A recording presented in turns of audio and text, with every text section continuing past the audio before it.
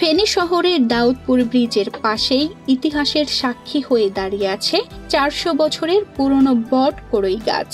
শহরের প্রবেশমুখ হওয়ায় বিশাল আকৃতির এই গাছটি যে কারো নজর কাড়ে। জনশ্রুতি রয়েছে এই গাছের নিচে বসেই কবিতা লিখেছেন বাংলা সাহিত্যের প্রাক রবীন্দ্র যুগের অন্যতম কবি নবীনচন্দ্র সেন। এছাড়াও গাছটি ঘিরে রয়েছে নানা রহস্য। ধারণা করা হয় ১৫৪০ থেকে ১৫৪৫ সালের মধ্যে শের শাহ সূরি সড়ক এ আজম নামে গ্র্যান্ড ট্র্যাক রোড প্রতিষ্ঠা করা হয়। ওই সময়ে দূর দূরান্ত থেকে মানুষ ঘোড়ার মাধ্যমে যাতায়াত করত। তাদের বিশ্রামের জন্যই এ সড়কে বেশ কিছু গাছ রোপণ করা হয়। কালক্রমে সব গাছ মারা গেলেও ইতিহাসের সাক্ষী হয়ে আজও দাঁড়িয়ে আছে এই বট কড়ই গাছটি। জেলা পরিষদ এই গাছটির রক্ষণাবেক্ষণকারী প্রতিষ্ঠা বলে দাবি করছে। জন্মের পর থেকে গাছটিকে এভাবেই দেখে আসছে স্থানীয়রা। গাছটি নিয়ে দাদা নানাদের মুখে অনেক গল্প শুনেছেন তারা। চলার পথে গাছটি দেখেই এর বিশালতা ও ইতিহাস জানতে অনেকেরই কৌতূহল জাগে। তবে বয়সের ভারে নুয়ে পড়া গাছটির ডালপালা ভেঙে পড়ে মাঝে মাঝে ক্ষতি হয় মানুষের। আসলে ছোটবেলা থেকে গাছটাকে এমন দেখছি, কেউ বলে ২০০ বছর, কেউ বলে ৩০০ বছর, আর কেউ বলে এরও বেশি।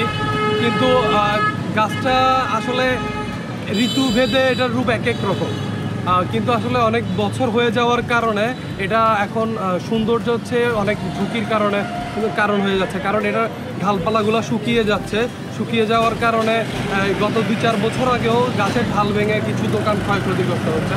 আমি কর্তৃপক্ষের কাছে আহ্বান জানাবো, যেই অংশগুলো অপসারণ করা প্রয়োজন আপনারা এই অংশগুলো অপসারণ করবেন, যেন মানুষের জানমালের কোনো ক্ষতি না হয়। একটা সময় এই এলাকায় দোকানপাট তেমন ছিল না। এখন মানুষ বেড়েছে, শহর বড় হয়েছে। কালের পরিক্রমায় অনেক কিছু এখন হারিয়ে গেছে, তবে গাছটি ঠিকই টিকে আছে। ইতিহাসের নীরব সাক্ষী এই কড়াই গাছটিতে পরগাছায় ছেয়ে গেছে। এতে অযত্নের ক্ষতির সম্মুখীন হচ্ছে গাছটির ডালপালা। মরা ডালপালা দ্রুত পরিষ্কার করা না হলে ভেঙে পড়ে বড় ধরনের দুর্ঘটনার সম্মুখীন হতে পারে যে কেউ। এবং গাছটা ঝুঁকিপূর্ণ হয়ে গেছে। গাছটা এখন পূবের দিকে ঝুঁকে গেছে এবং খাল গাছের অনেক শুকিয়ে গেছে।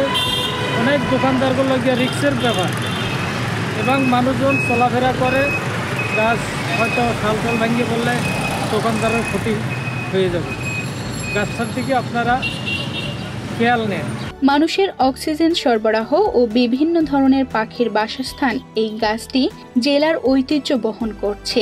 বিশাল আকৃতির এই গাছটি ছায়াদান করছে, এজন্য এটি কখনো কাটা হয়নি।